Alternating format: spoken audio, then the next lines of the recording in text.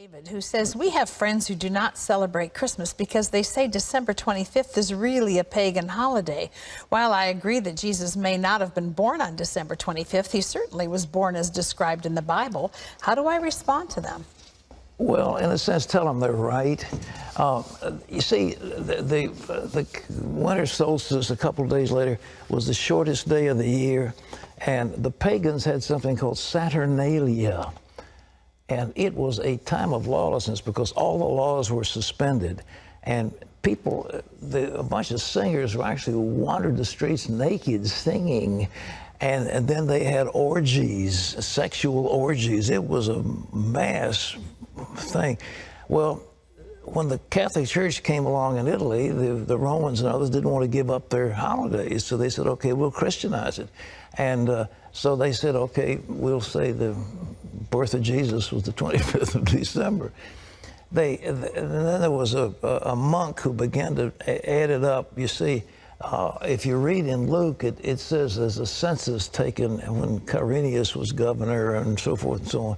And they could take those leaders and figure the exact time dating from the foundation of Rome. And that's when the dates were established. And so they get pretty close to the date. But to say it's the 25th, shepherds are out abiding in the field. It gets a little cold at night. I mean, were they out there in the middle of winter? You know, I don't know. I've been out there on the shepherd's field and on Christmas Eve. It's very nice.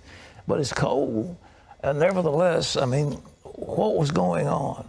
So all this business about mistletoe, pagan. Christmas trees, pagan. Giving out gifts, pagan. Every bit of it is pagan.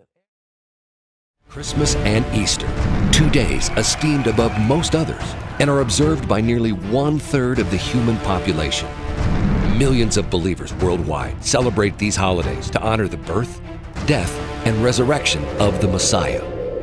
These festivals take many cultural forms and shapes around the world. But would you be alarmed to discover that these two seemingly innocent holidays are historically rooted in ancient occult practices which can be traced back to Babylon?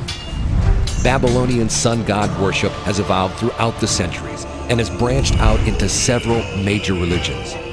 Many professing believers have also adopted several of these pagan customs unaware.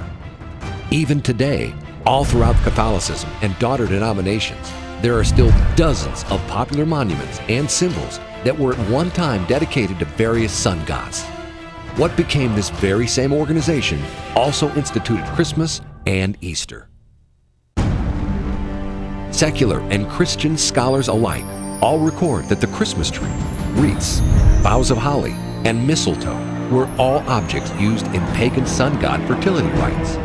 This, of course, begs the question, what are they doing in the homes of believers today? Discover how Mithra and the Norse Odin evolved into the imaginary saint we know today as Nicholas, and how he became the key figure in the celebration of Christmas. In ancient folklore, Saint Nicholas was accompanied by a dark counterpart known as the Krampus and had a striking resemblance to other false deities. The Easter Bunny and the dyeing of Easter eggs are also symbols of fertility connected to Ishtar, biblically referenced as the Queen of Heaven. Long before the birth of our Messiah, December 25th was a day used to celebrate the rebirth of the sun god. All of this and more has all been justified by man for hundreds of years. But when was the last time we considered what our Creator had to say regarding all of this? Do we care? Should we care? We reveal an opportunity and faith-centered challenge to worship and practice the faith as He stated He desires for all His people, not according to us, not according to men, but instead according to His way, according to His word.